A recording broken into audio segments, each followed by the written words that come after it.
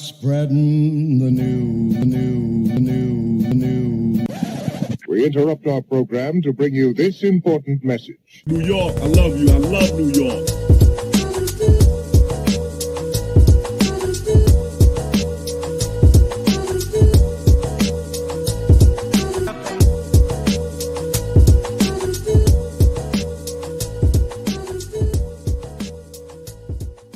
Rose trying to get open, fires away. Bang! It's over! The Bulls win at the buzzer! Iguodala to Curry, back to Iguodala, up for the layup. Oh, blocked by James! LeBron James with the rejection. Puts up the three. Won't go. Rebound Bosh. Back out to Allen. His three-pointer. Bang! What's going on, people? Welcome to an emergency podcast. Off the Ball podcast is back. This is episode 201. It's been a minute since I've done an off the ball pod, but I had to get on the airways and talk about the big trade that has happened, and that is Karl-Anthony Towns is a New York Knick. Well, he's pending to be a New York Knick. It's not official, but it is, according to Shams, it is most likely happening, and the Knicks are going to acquire Karl-Anthony Towns, and Minnesota will be getting Julius Randle and Donte DiVincenzo, and I think there's some picks involved, and I think Charlotte's involved in this, getting some compensation, and like Donte Jeffries from the Knicks. So as you see, my co-host of the Get a Bucket podcast is joining me on the. I think this is the first time you've been on the Off the Ball podcast, dog. So, but Kev, what's going on, my guy? Man, I'm good. It's been a crazy Friday. It's been a crazy week as a whole, but this was kind of just like the cherry on the top. So I'm hoping this Saturday and Sunday don't go too hectic because we didn't already had enough through this week. Shout out to everybody going through Hurricane Helene. Hope everybody's straight out there. Yeah, bro. But I'm ready to get into this, man. This is crazy. I've been saying for a long time that Big Purp was going to end up in a Big Apple, and now it's damn near official. So I'm excited for this one. Yeah, man, it's been a wild Friday. Usually I would go to bed by now. I was ready. I took a shower. I thought had the Miami game on. I thought maybe they cash a L, then they're up, and then we just saw the craziness of that game. We got Mayor Adams got indicted. Derrick Rose retired. Zach Lowe got fired. It is a crazy few days going on.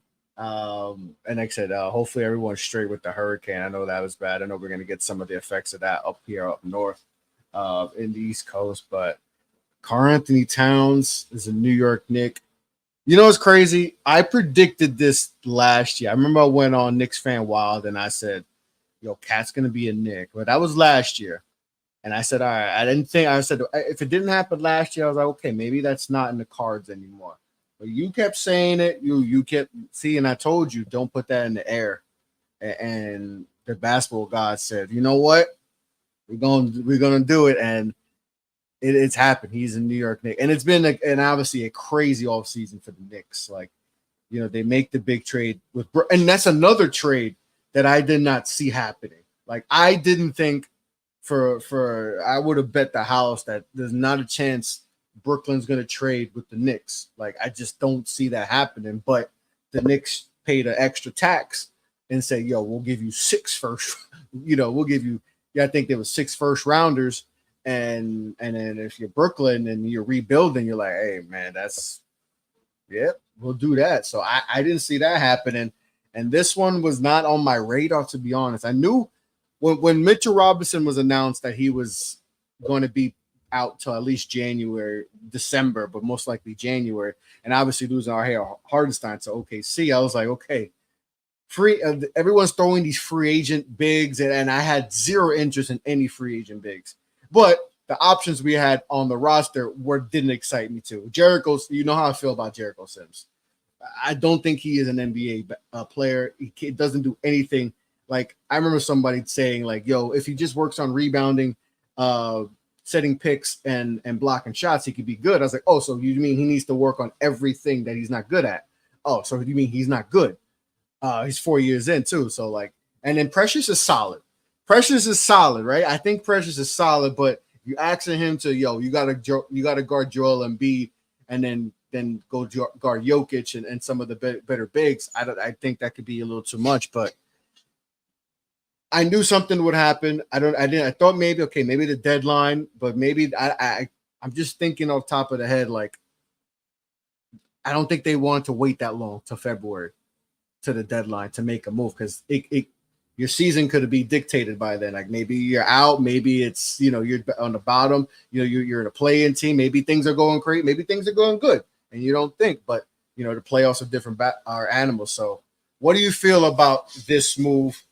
First for the Knicks, and then we'll talk about the Minnesota side to this because Minnesota, they get Donte DiVincenzo, so no more. Is that I don't know if that ruins Nova Knicks now. Is that over? Even so.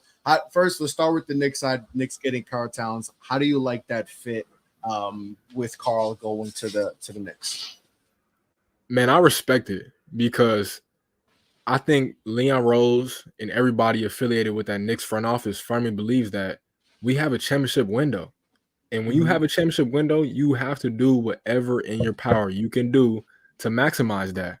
And I'll be the first one to say I'm not the biggest Karl Anthony Towns fan. To me, if you watch that Western Conference Finals this year against the Dallas Mavericks, he was invisible. He was a no-show. At the same time, he's been in Minnesota for 9 years, I believe it is. He's been the franchise guy, all that. But I think his time ran his course there. And we'll talk about them like you said. But for the Knicks, as you just mentioned, y'all needed a center. And Cat he's in the regular season, he's a walking 30 and 15 if he wants to, right? And I'll be honest, I'd rather have Cat than a lot of centers out there. It's not like he's just a scrub by any means. My only concern is the playoffs, but from an offensive perspective, look at the Celtics. They ran a 5-out offense, and they had mismatches everywhere. They got to the rim. They brought the best rim protectors in the league out to the three-point line. They made you have to guard them for a full 24-second shot clock.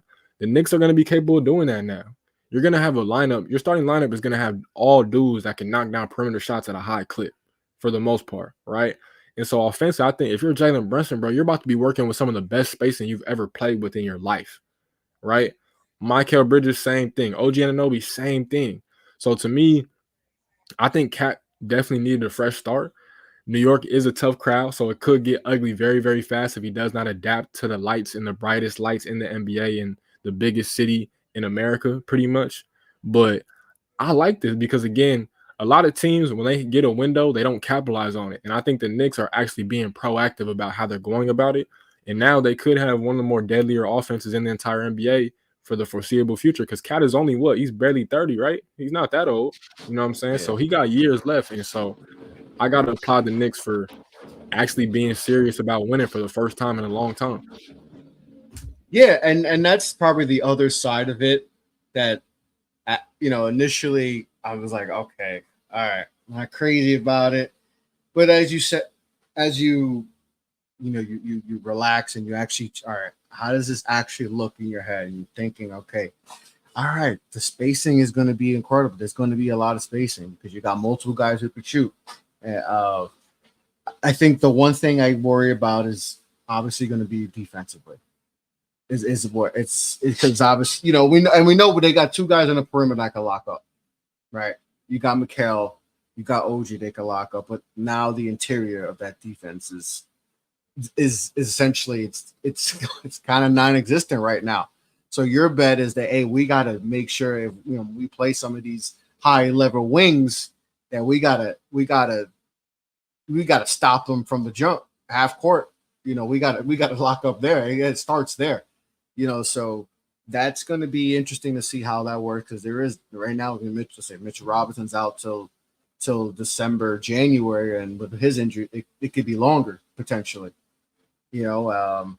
So that's something that's still, but like the offense, I think is going to be good. It sucks that Donte is out because I think that hurts their depth off of the bench, scoring off the bench, because he was tremendous last season. Like obviously we knew Grimes was the guy that's supposed to start last year, and Donte kind of just took that job from him and ran with it, and he made the most threes in Knicks history. So that's definitely gonna. And I wonder how just like the dynamic, because he was obviously we always hear about the Nova Knicks, and I wonder how that dynamic, if does that hurt any of that chemistry at all, because that was the one thing we were so key on, is the chemistry. And yeah, they still got three other. They were, they got Mikal who's there, but losing one of your guys, I just wonder how that with that. But do you think? And I've said this a lot. The Boston effect. Everyone's trying to get at Boston, right? They're the big dogs. They're the defending champions, and it seems like teams are built. It's like the NFL. Everyone's trying to build their teams to try to beat 15 in Kansas City, right? And it hasn't worked, but it's So, do you think this puts them a step closer to maybe,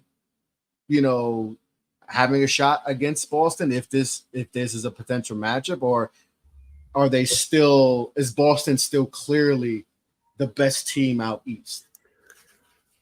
I think it puts them a little bit closer, just because Cat is more of a natural fit for the Knicks than Julius Randle is.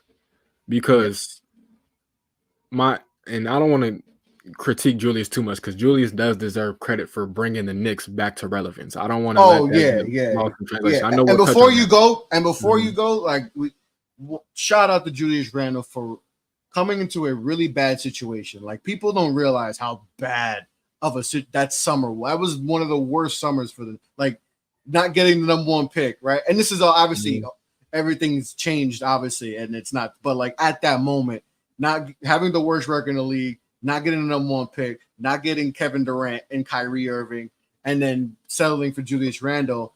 Everyone thought that was the worst. And then his first season with New York wasn't great. But you got to give the organization to him credit for continue to work. And he became a 2-time All-NBA player. Might have been a 3rd-time All-NBA if he didn't get hurt last year. Like 3-time All-Star. Like, you got to give him the credit, because he took a challenge that was almost damn near impossible to work out, and he made the best of it. Made the playoffs his second year in New York. All most improved. So one thing we got to do is, every Knicks fan, I don't care. I know he struggled in the playoffs, but every Knicks fan, show love to when they make that post. Thank you for show love. No disrespect. Show him love, because he definitely deserved it, because he worked his ass off here, and definitely. And we saw growth as a player, and it was cool to see him for these 4 or 5 years he was here to do what he did in New York. Exactly, and I'm glad you said that, because he's literally one of the pillars for making y'all relevant again, right? You look at, I think you got to look at him, Tibbs, Leon Rose, and probably Brunson, right? Well, the first three set the foundation, man. Because if it wasn't for those three, especially getting a coach that can at least build it. We can talk about Tibbs, whether he's a championship level coach, but at least we know, hey, everywhere Tibbs is gone, man, he's built that foundation and at least made them relevant. I mean, Minnesota, he made Minnesota relevant out of them not being in the playoffs for whatever, like 10 plus years at that time. So he was definitely a part of that group that helped bring back the Knicks to being respectable, dog. We were a laughing stock, bro. Like, we were like, people, trust me, man. The timeline was not fun being a Knicks fan now. So, it's, you got to give him props for coming here and taking on this challenge. Yeah. So to me, getting back to Cat, again, he's a more natural fit, just because the moment y'all got Mikal Bridges, you got to understand that OG and Mikal can both play the 3 and the 4. Yes. Julius, in some lineups, you might be able to squeeze him into the 3, but he's mostly a 4, right? But now, because you have those two dudes in Mikal and OG that can play either or, a true center was the only need, right? I listen to Knicks fans. That's what y'all been clamoring for all off season. We need a real center. And so for Cat, it's all about how dedicated are you going to be towards winning? Because the biggest issue with Cat, especially in these last playoffs, is that, yes, you can score, but you were settling for too many jumpers, and you weren't impacting winning the way that Nas Reed was. We'll talk about that in a second too. But it's not about your skill set, bro. It's about how dedicated you are to playing winning basketball. It's literally that simple. And now you're in a situation where bro, you're gonna be running pick and rolls with Jalen Brunson. That's a Mhm. mismatch nightmare. Oh, You got Jalen Brunson creating, getting shots for other dudes, getting shots for themselves, creating in the mid range, and you got Cat that can pick and roll, pick and pop, whatever. You know what I'm saying? Post up, pop up to the 3-point line. That's a matchup nightmare. If you're Tibbs, I know he's not an offensive guru or anything like that, but I know he's smiling right now because it's gonna be so many different things in ways that he can attack defenses. And so, yeah, I think the Boston effect definitely plays a part into it. But I will say at the same time, too, we're not too far removed from the Golden State Warriors dynasty, and we've seen the Denver Nuggets took a whole different direction because they had a big man that is one of the supreme playmakers this league has ever seen. So you still have to cater to the talent that you have. But I think the Knicks did that while also being like, hey, we seen Boston do it this way. We're going to take a little bit of that. We're going to bite a little bit off of that. And I respect that because this roster is really good, bro.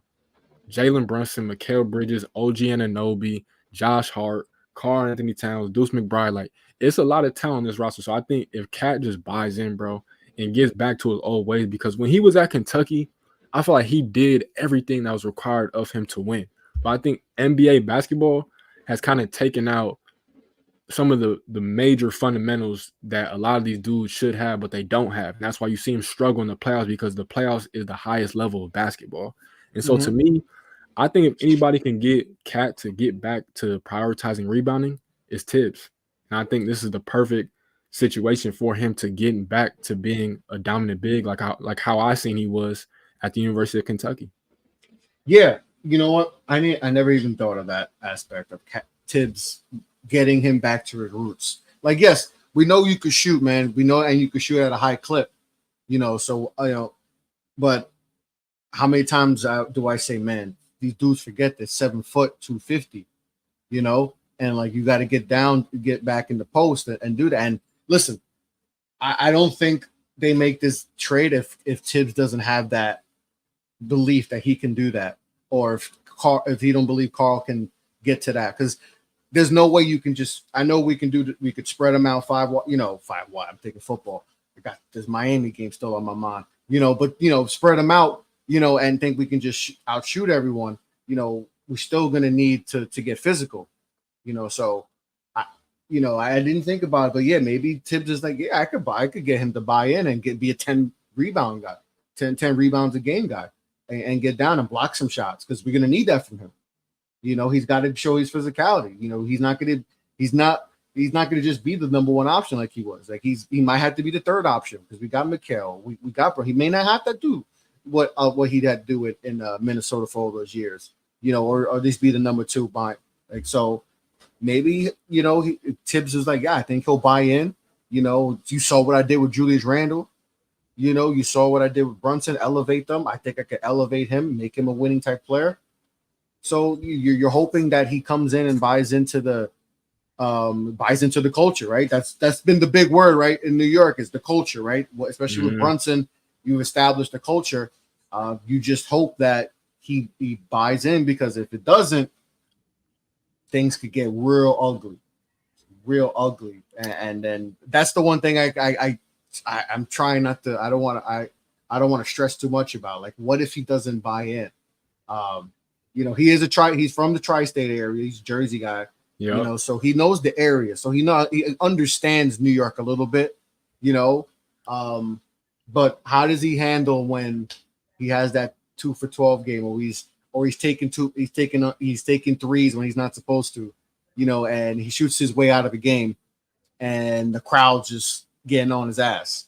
How does he handle that? Because it's Minnesota, it's all cushy and all that, and New York is a different. We saw Julius go through it, man. Julius went through it.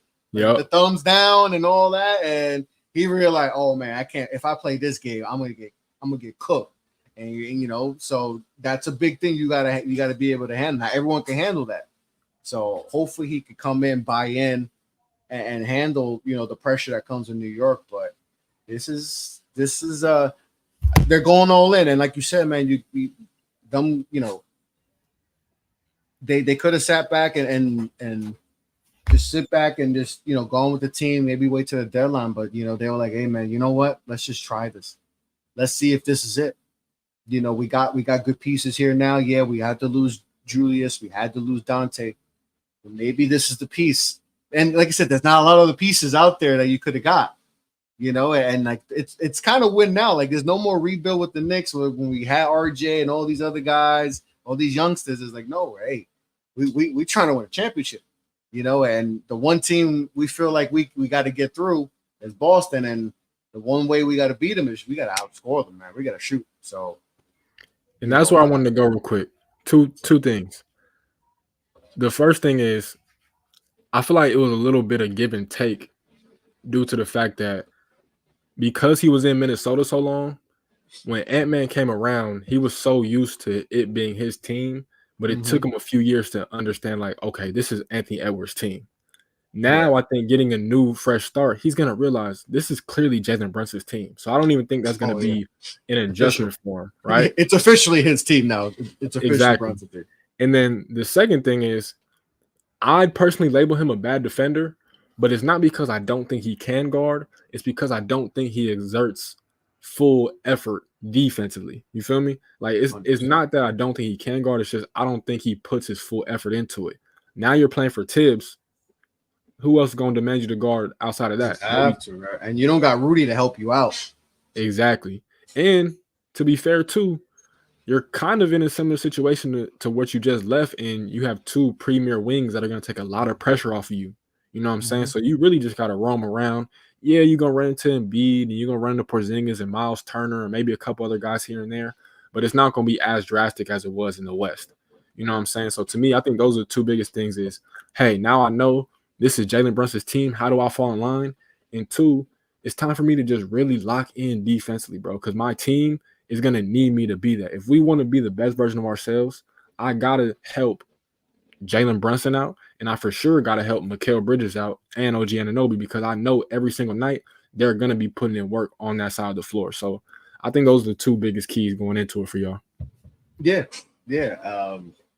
I think he's, like I said, he's going to have to buy in to the defense because, like I said, he doesn't have Rudy there, saving him. But like I said, in front of him, he's got two lockdown wings. So, that's something, like I said, he was used to that in Minnesota. But he has a dynamic point guard too in Brunson that's going to be helping him and make life a little bit easy for him. So offensively, I think things should be fine, and it's like multiple options that can score. And if you don't buy in, then it's like I said, it could be rough. But now let's go to the Minnesota side to this because Julius Randle is going to Minnesota now, and Donte is going with them. I think this is a good move. I like Donte. Like I said, Donte was an unsung hero for us in that Philly series. Hit some big shots, all season long. I mean, like I said, he led the most threes by Knick in Knicks history. So, how do we feel about Minnesota's side with this trade? Getting Julius Randle, how does he adapt with, Ant-Man? This is Ant-Man's team. This is now officially Ant-Man's team. Rudy's still there, and then now you add Donte to the bench. I like this. I think I like this move for Minnesota. So how do you feel about Minnesota side of this trade?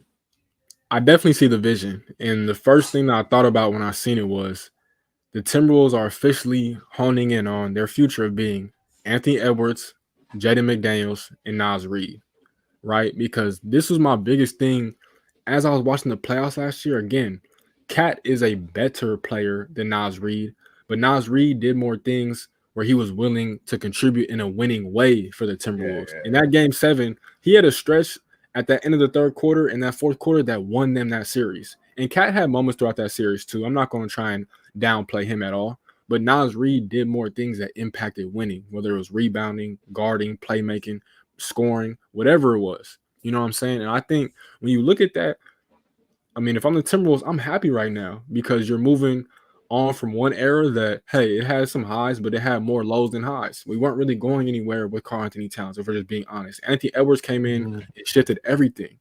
You know what I'm saying? In just a few years. We had Cat since 2015. That's a long time. And I know a lot of people right now are in Minnesota sad because he's the beloved child.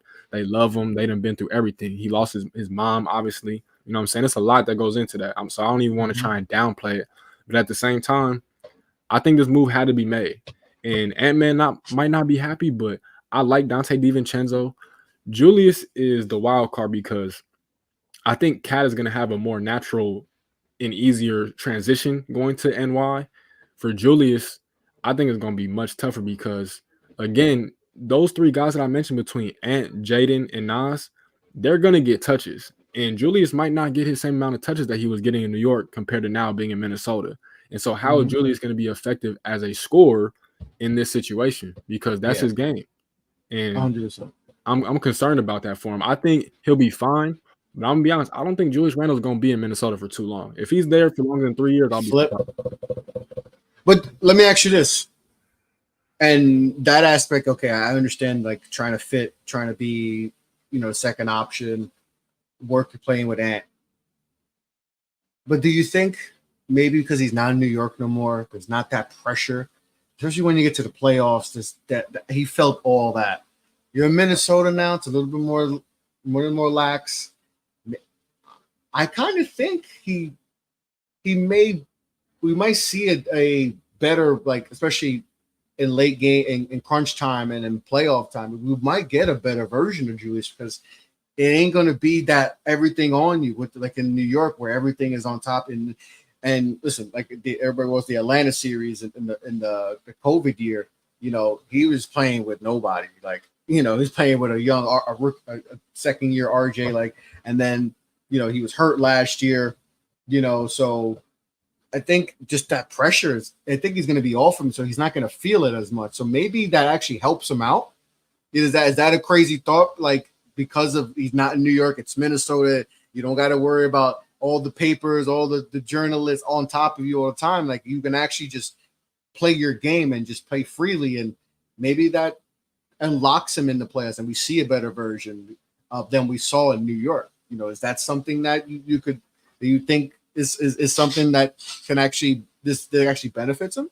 Yeah, for sure. I 100% agree with that. On top of the fact that he's going to have that chip on his shoulder for being traded. You know what I'm saying? Yeah. He's probably looking at the Knicks front office like right now, like, damn, y'all gave up on me. Y'all didn't even give us a chance to see what this core could look like. And just think about it this way, like he was the first one to go to New York, right? He was essentially the start, right? Mm-hmm. He took the first pay cut. Yep. He took the initial because when he first signed the extension, I was like, oh, he took a lot less than what he should have got. Mm-hmm. And Brunson does that, and Brunson can never pay for anything in New York right now. And Brunson's only gotten to the second round, So I told you, once that happened, I'm like, oh, that means something. This is the beginning of the end of him because that all those things, and I would hear from people around Knicks that like, yo, that really bothers him. That Brunson, like, it's not that he's jealous of Brunson, but it's like, yo, I did the same stuff. Yep. I was the first one that came. I became a good player, and y'all saw me grow into an all NBA player. I did the same thing Brunson did. I took the pay cut, and y'all making him like this holy grail. And I'm like, yo, what about me? I think any of us would feel some type of way. So when that happened, like, I was like, and I even thought aloud, I'm like, yo, the Brunson stuff, I low key could get to him. And then the media in New York just makes it even louder. And on top of, remember, Brunson started playing his best basketball when Julius got hurt. And then he became an all NBA, that's when Brunson became like, he went to the All-Star game because last year when Randle was still there, Brunson was still like, he didn't make the All-Star team. Oh, he should maybe. And then all NBA stuff was, maybe if Randle's not there, what happens? He makes it all NBA second team, is an all-star, and is the considered one of the best point guards, and everyone's like, oh man, he's coming. So like once all that started, and then the jersey thing, I know that's stupid, that's silly. The jersey, like they didn't have his jersey, so that stuff that was going on. Once that, I was like, okay, I think, and then he unfollowed, and I know that's stupid, but like he started on foul, he played that game, play. I was like, yo, something gonna happen. I didn't think it would happen like now, right before training camp. But I was like, yo, trade deadline or right before Christmas, I could see something happen, and then it happened. So I think It's definitely I could see him, like I said, having that chip on his shoulder, like, yo, y'all gave up on me. Y'all gave up on me, man. Y'all think he's better he's a better fit than me? Watch. I'm gonna show you out. Minnesota fans are gonna appreciate me more. They're gonna appreciate me more. And I watch. You're gonna see. I'm gonna do it in the playoffs, right? Because I showed I could be an all-star, all NBA. I'm gonna show it in the playoffs. The fans are gonna appreciate me a lot more than y'all did. So it could be that factor too. And then Donte too. Donte's in this. I think that's a great piece. That's a great piece of him. He could shoot at a high clip, confident too, solid defender for them. So I like this. I like this trade for Minnesota. I think they get a motivated Julius Randle, and then getting Donte in this too is another good piece that adds to this team. That's now both teams officially got their cornerstone. Like, this is Ant-Man's team officially. He's officially passed his torch, and is from Towns and has gotten the torch and has taken it. And then Brunson is now officially, he really is the king of New York right now. But hey, just be careful. I'm saying, remember, we could, as much as New York fans love you, dog, if this thing doesn't, doesn't work out, as much as we love Brunson, that hate is going to be nasty. So I caution Knicks fans, hey, let's not give up. Like, if we should have a slow start or whatever, because I know how we are, and we can get real. That's what I'm saying. With Brunson, all the hoopla, the commercials, the podcast, just the fan love, they could turn on you quick. Because we're all in, right, Kev? This Knicks team is all in. They've given up all the picks that we have accumulated over these last 4 or 5 years. They put all their chips in. So if they don't get to a conference finals at minimum, unless there's injuries, unless there's like what happened this year where everyone hurt. Literally everyone gets hurt, then okay. But if you're healthy and y'all don't get to the Eastern Conference Final, then it's not, and you don't go 6 with Boston, if that's we got to play, man. And that's the thing I want to tell Knicks Nation out there. It's a process, bro.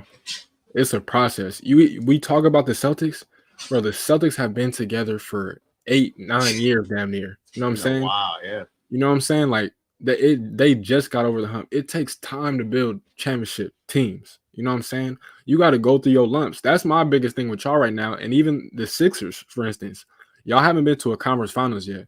You got to get there first. You can't just skip over and say, hey, we got to win a championship. No, you got to get there first. You know what I'm saying? It's steps to it. Jason Tatum 100%. Had to take his lump for a long time. He's still taking lumps after just winning one. Jaylen Brown, same thing. You don't think he's motivated? You don't think Tatum's motivated? Like, exactly. You don't think he didn't think he wanted that Finals MVP? I saw his face. He was like, all right. So now that's a chip on their shoulder, And look, think about the East right now. Philly got better. We're gonna see what they do. I'm still not a fan. That's a whole different thing. Dame and Giannis got a season under their belt. They're gonna come back with a vengeance.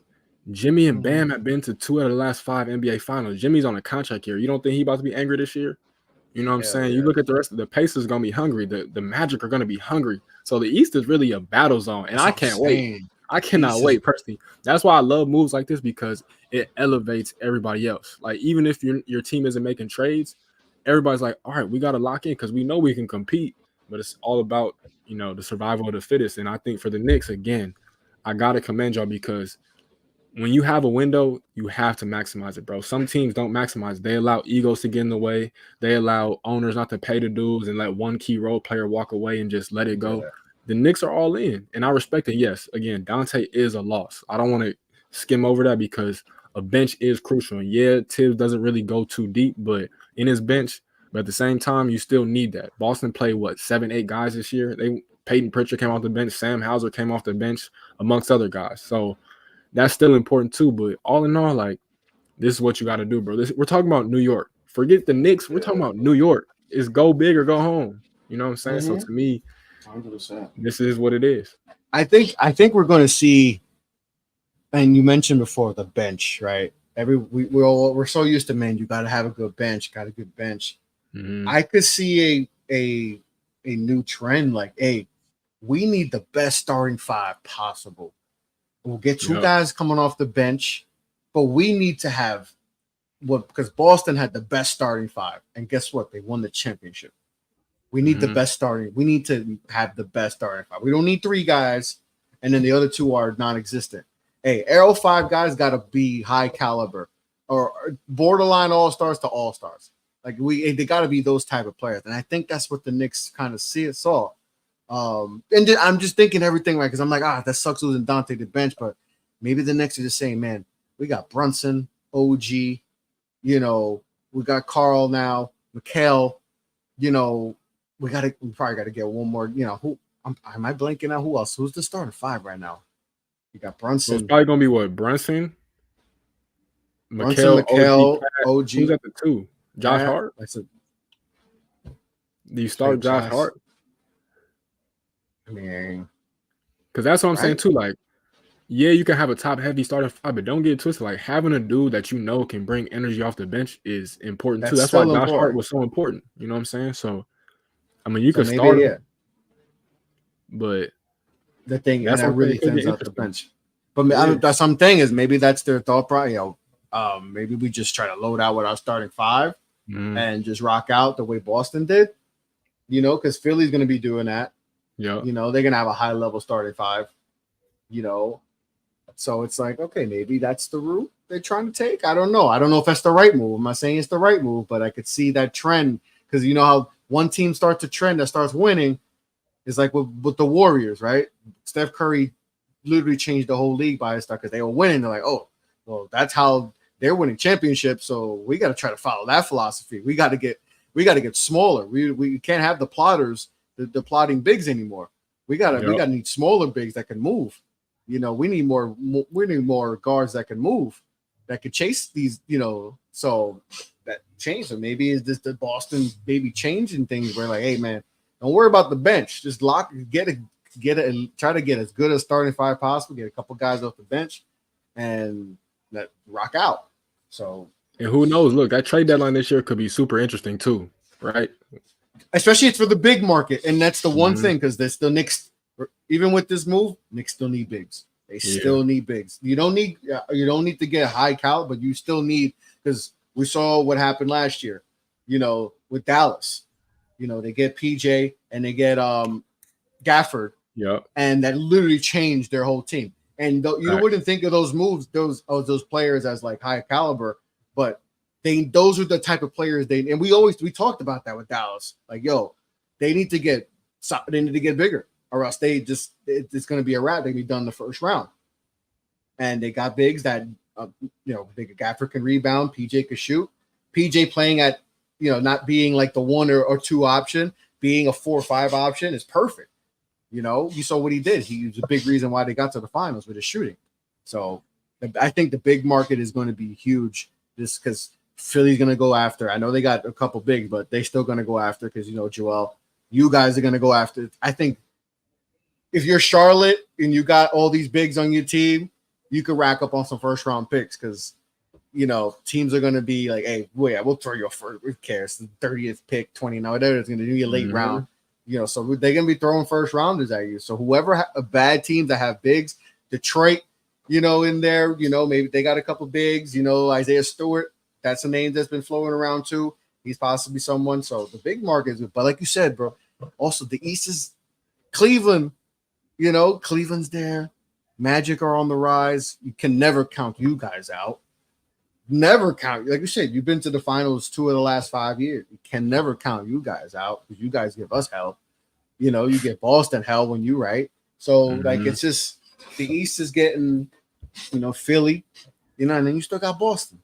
Yeah. You still got Boston there. So it is intriguing. But for Minnesota, I think this gives them like now we got to see. All right, Ant, this is your team, dog.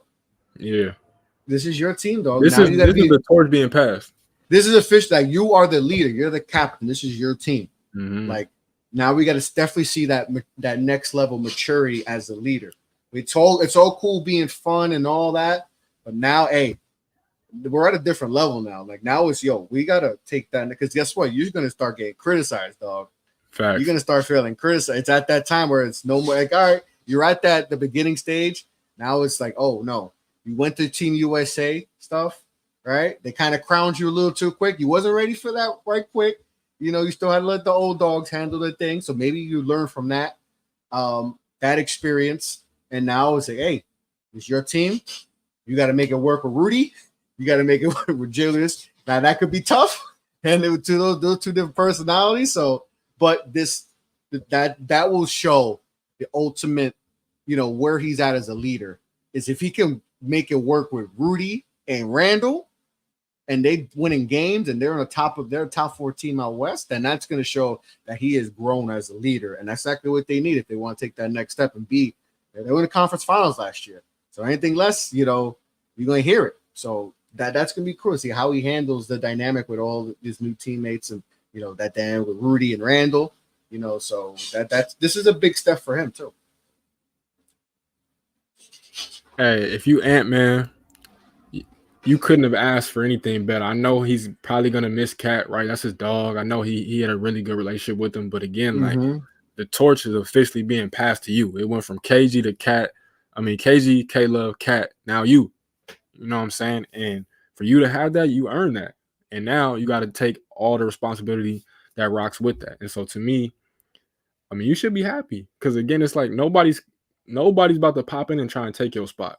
Everybody knows officially this is Anthony Edwards' team. There's no ifs, ands, or buts about it. And now you got Nas Reed, you got Jay McDaniels, you got Mike Conley, you got all these dudes, Julius Randle, Rob Dillingham, Terrence Shannon, right? So now I'm curious to see how they stack up because honestly, I wouldn't be surprised. I don't think they will, but I wouldn't be surprised if they take a small step back in the regular season in regards to wins. You know what I'm saying? But I do think you're going to see more freedom offensively for guys like Jaden McDaniels and like Nas Reed because Cat put up a lot of shots, deservedly so. He was in the league for a long time.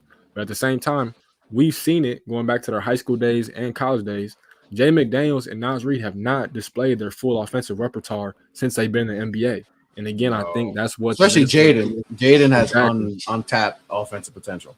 Exactly. A lot of people just think he's just this defensive monster because what he did to Jamal Murray. But no, he has game. He has a lot of offensive game. He has a lot of skill. He can get to his spots. He's really good mid-range shooter. So to me, 100%. That's what they're banking on. And I'm not mad at that because those 3 dudes offer you a ton of versatility, and all 3 of them can guard and get their own bucket and play make. You know what I'm saying? So I'm excited for the future of the Minnesota Timberwolves. Again, I'm going to just say I don't know how long Julius Randle lasts there, but I'm curious to see how it plays out because it could be really interesting.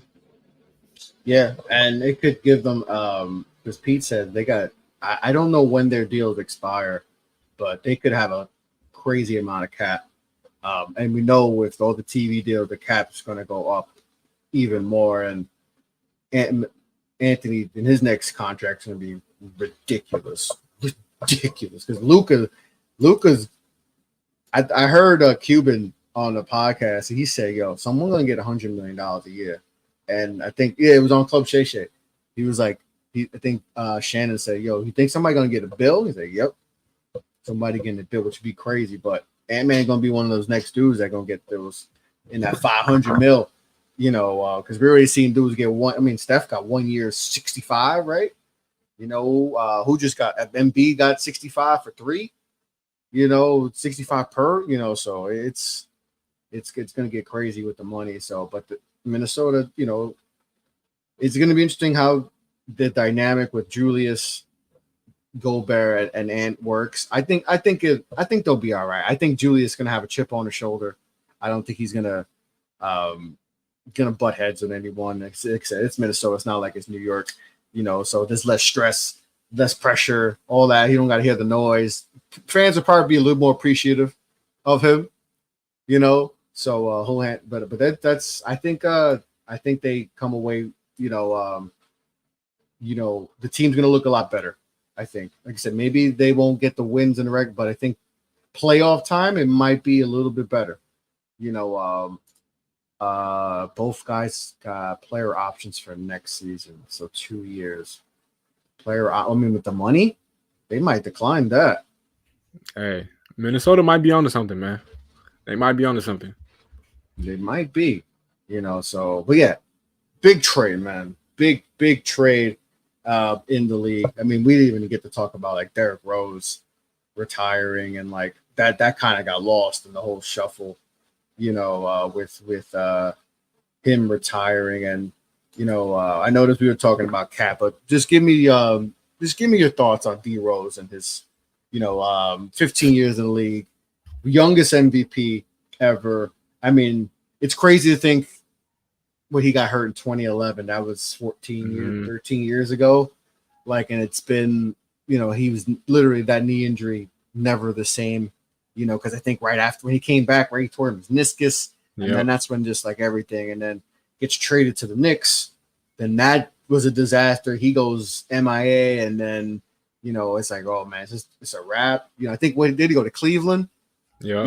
Then he went to Cleveland. That was a disaster. Then I think he goes to Minnesota with Tibbs and gets his mojo back and starts embracing his new role. So what's your thoughts on D Rose and his great career? Man, Chicago legend, first and foremost, Simeon legend, Memphis legend. He was one of the major trendsetters for John Calipari in the one and done era. I mean, I don't even know where to keep going, but I'll say this. The biggest thing in testament to Derrick Rose's career is his perseverance, because you just mentioned all the injuries, right? A lot of dudes would have hung it up. They would have called it a career after the first ACL injury or the second one, whatever, but he kept going. And that's why I respect D Rose more than anything, because those injuries take a mental toll on you, bro. And again, the fact that he decided to keep going and his love of the game never wavered whatsoever, and he kept pushing and he kept hooping. I will never forget Halloween night 2018, bro, when he dropped 50 for the Minnesota Timberwolves. I believe that was against the Utah Jazz. That had Rudy Gobert coincidentally. And that was one of the most like heroic performances I've seen in my lifetime. And so just shout out to D Rose, man. Hell of a career, hell of a player. I mean, youngest MVP of all time to me. I might sound crazy, but to me, just that alone is Hall of Fame to me, bro. I'm sorry. Like, especially when you take into account the dudes that were in the league at that time. We're talking about Kobe, Tim Duncan, Kawhi, LeBron, KD, so many dogs at that Dwight time. Howard, yeah. Exactly. And for him to do that at 22 years of age, I really don't think people understand how crazy that is. You know what I'm saying? So to me, shout out to D Rose, man. Hell of a player, hell of a career. I know he's going to have much success off the floor. He's got a great family that he's going to take care of and make great memories with. So I'm excited for him. But, man, that announcement called me old. I ain't even going to lie to you, because it was like, damn, I can't even believe Derrick Rose just announced retirement. But hey, he went out on his own terms, and that's all you could ever ask for as a human being. Yeah. He's one of the first dudes that I like. The Slam magazines, and you first started hearing buzz about high school players. Like, he's one of the first guys where I heard about this dude from Chicago that, he's like a baby version of LeBron James. Like, he's a 6'3" version of LeBron James. And I'm like, nah, there's no way. Then you would find clips, you would go to message boards, and people be like, yo, watch him.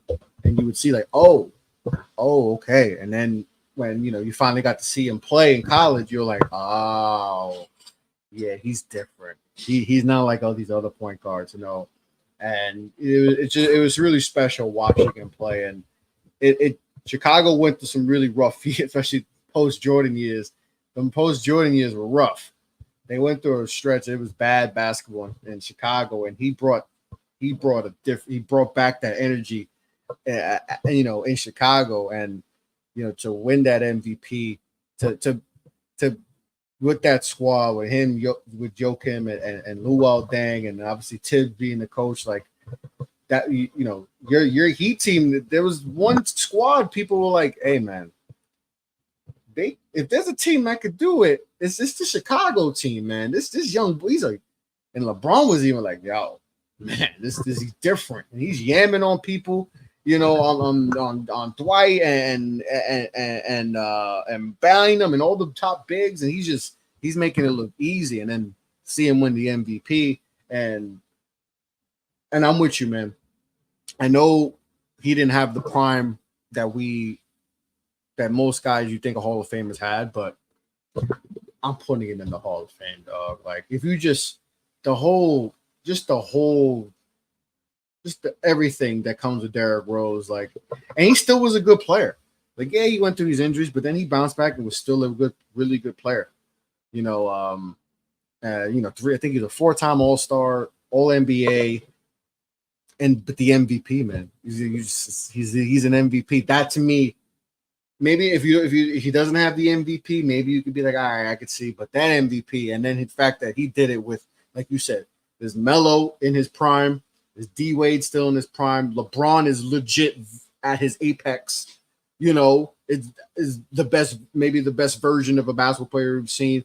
You got Dwight Howard in his prime. You know, Kobe Bryant is in the league. Paul George on the Dirk is still there. KG and Boston, what they're doing is still, they're still like high. Tim Duncan is still playing high level basketball. Like, they're still high caliber players around, and they're like, no, he's it. He might be the one. He might be the face of the league. Like, even with Braun and Kobe, you know, who were the faces, they're like, yo, he might be the one. And he wins MVP over Braun and Kobe and Dwight and all these guys, you know, special. I just wanted to give him a little thing. You know, we're talking about Cap and trade the Knicks, but Derrick Rose needs his flowers. He will be in the Hall of Fame. And plus, it's the Basketball Hall of Fame. Everybody get it. So that's another, like, he going to get it. We know he getting in. Like, there's guys with worse resumes than Derrick Rose that are in the Hall of Fame. He going to get in the Hall of Fame. Just embrace it and just enjoy it. Appreciate his career. Go watch highlights of him. I think or the Bulls of the NBA put out like a 2-hour video of his MVP, or watch it, because it's one of the better NBA mixtapes you're going to see. And go watch his highlights, because that's crazy. But watch that MVP and mixtape, because you'll be baffled, you know, because it's been a while. It's been 13 years, so go enjoy it, because he was special to watch. And it's crazy. I got to see his. It makes me feel old. You say you're still young. It makes me feel like I literally saw his whole career from start to finish. Yeah, and it makes you appreciate LeBron, because he's still going at it at 20 years, 22 years, whatever it is, and he's still playing at the maximum level. So appreciate that. But man, a crazy Friday. Well, now it's Saturday morning. I'm way past my bedtime, man. My heart's beating stuff in this Miami Hurricanes game. And the news, Karl-Anthony Towns going to the New York Knicks, and, you know, just a lot of stuff going on, and that just means basketball season is getting so close, Kev. You know, we got the Great White Hope in Duke. That's going to be crazy. Listen, we know the NBA's. You know what's crazy? Somebody on, I forgot who said it. I don't know if it was on Twitter or whatever. They're like, yo, there hasn't been buzz in college like that with like a player. Like, we need that. Like, since they're like, I'm like, oh, just wait. Because Cooper gonna bring. I don't know if it's gonna be. Man, it might be worse than Caitlin Clark. It might get to that level. Maybe. Dog. It might. I hope it doesn't. Yeah. But you know how. But we all know, like, it could get to that. So the college basketball season going to be insane. Fire. It's going to be fire. And like I said, we're going he is my co-host of Get a Buck podcast. We're going to start our conference previews next week and get into that, talk ACC, talk, you know, conference realignment. You know, I gotta see who's in what conference now, because there's only 4 big conferences. The Pac-12 is only 2 teams. Now they're going to get back to having more teams. So I'm like, oh, wait, all right, are they there now? Or it's like, I got to, figure out who. Cal is in the ACC, you know, like Stanford's in the ACC. So, like, man, we got but we're going to get back to Get a Bucket next week. We'll do a couple shows, do some conference previews. Off the Ball podcast is going to get back and rolling. This is the first pod I did in a while, but we back in full swing of basketball. This is the best time of the year, too, man. We got football in full swing. You know, baseball playoffs. The Yankees about to be, you know, they just won the division championship. They're in the playoffs. So baseball season playoffs are coming to a head. You know, like I said, basketball season's right. We got training camp, media days, I think is coming up soon. With Jimmy haircut is actually a betting thing. I can't believe that. I actually think he's gonna go with the cornrows. What's the little the cornrows? Man, that's my pick. I don't think he's gonna go with the emo look. But that's actually a real bet. So if you want to bet that, you know, call the hotline. Call the hotline, you know. But it's going to be is the most exciting time of the year. All the sports are on, so content gonna be kicking back with basketball, and we got our football show. See you Sunday tomorrow. Check that out tomorrow morning. The guys are going to be talking about all the games this week, give our predictions and everything with that. So Kev, my man, we got a lot of stuff coming up for this basketball season in college, and I'm excited, bro. So before we sign off, anything you want to tell the people? Man, I appreciate everybody that tuned in. Gear up, like Prezi said, basketball season is here. It's about to be fun. The winter is almost here. It's fall now, really, but we right around the corner. This NBA season gonna be fun. College basketball season gonna be even more fun. And y'all just stay locked in and tuned in with Off the Ball Network, man. Yes, sir. Yes, sir, man. Tri-State basketball be crazy. St. John's relevant. Rutgers is relevant. Rutgers is really relevant, man. Now we gotta figure out how they got all that money.